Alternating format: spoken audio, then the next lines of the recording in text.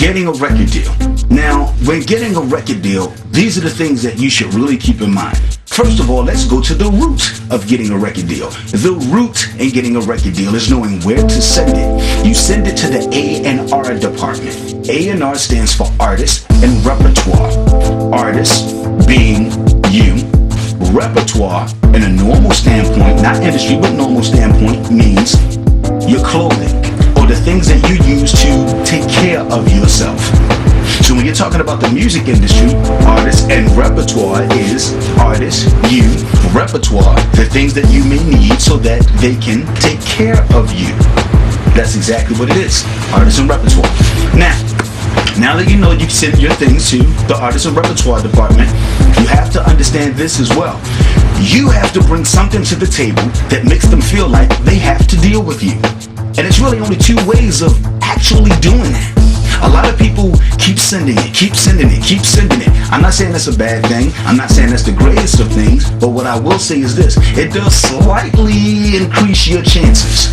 Because if a company does not pick you up, it doesn't necessarily mean that they don't want you or they don't like you or the song isn't hot or any of that. What it means is that it's just not what they're looking for.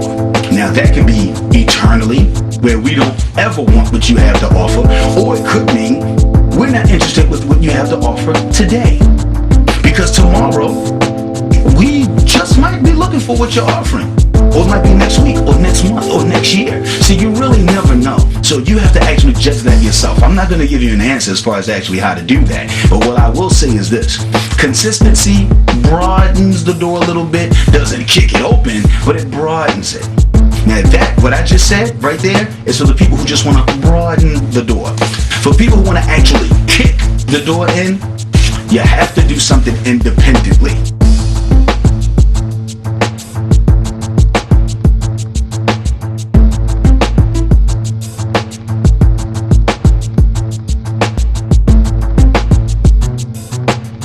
You have to pose a threat to make these companies feel good about dealing with you because you're doing something on your own. So let's say you get out there, you push some CDs, you make some sales, you do it legitimately because they have to know this legitimately that you're doing things now.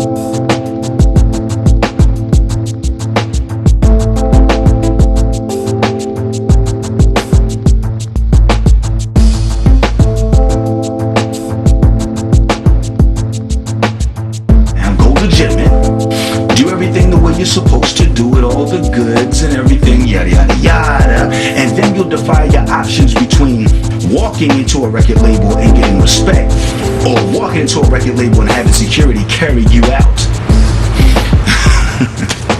I know that's weird, but it is very, very true. If you've made a name for yourself as an artist, producer, etc., automatically a label doesn't really mind hearing from you because you're well known. And when you're well known, it's easier to do business with you because you don't really have to tell us that you're a good rapper or a good producer or a good rock artist or you don't have to tell us any of that. We already see it. And now you want to take what we've seen and combine it with us? Welcome to the team. See, that is really what you want. In all honesty, I'll be fairly honest. If you want to try to get a deal, go ahead and send it in. If you want to increase your chances of a deal, keep sending it in through consistency. If you want to demand a deal, do it independently.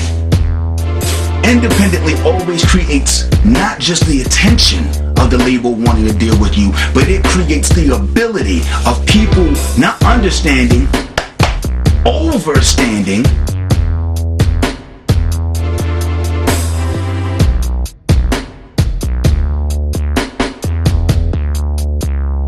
that you are the one to talk to. It's a beautiful thing. When you do things on your own, people automatically don't mind helping you. That's not just the music industry. That's anywhere, for anything. Once you get to a standpoint where you, let's say for example, I need to borrow $20.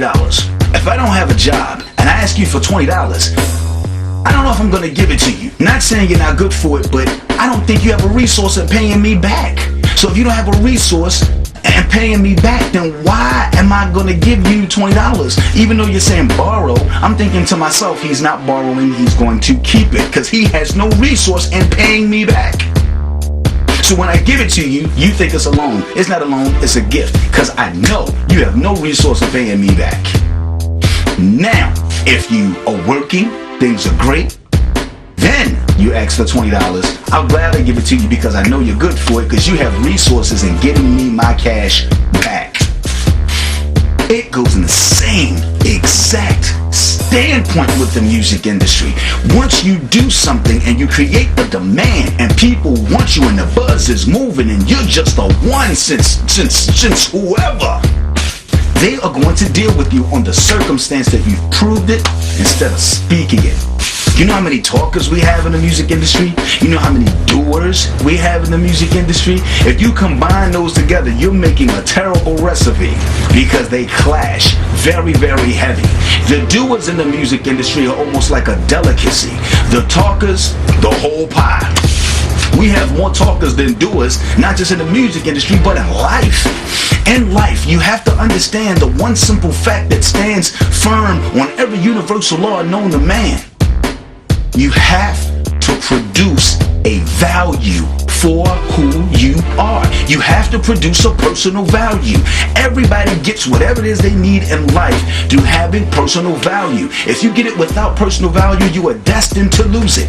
You cannot keep anything that does not respond itself to personal value. I didn't make the rules. I'm an employee of the situation. This is how it goes down. It is very serious, very, very strict, and it means more than just about any other thing you'll ever do. You have to develop personal value. If you're in a rock band and you're a guitarist and you're looking for a deal where you can be a guitarist, you need to know every note. You need to have good songs. You need to be able to play at the drop of a dime. If I say, hey Ricky, play something, go for it. You shouldn't say, what? You should go in a meeting expecting people to say what your craft is. You should just go and expect it. Well, we're going down to Arista Records today, and they want me to play the guitar, and so and so and so and so and so. Well, they didn't say they wanted to play, that they wanted you to play the guitar. You need to assume it. Take your guitar with you.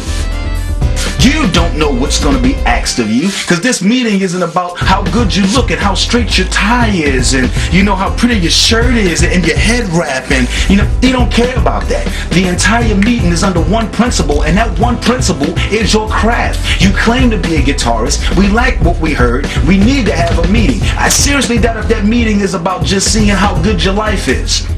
They are calling you on the standpoint of what you sent in. Your guitaring skills.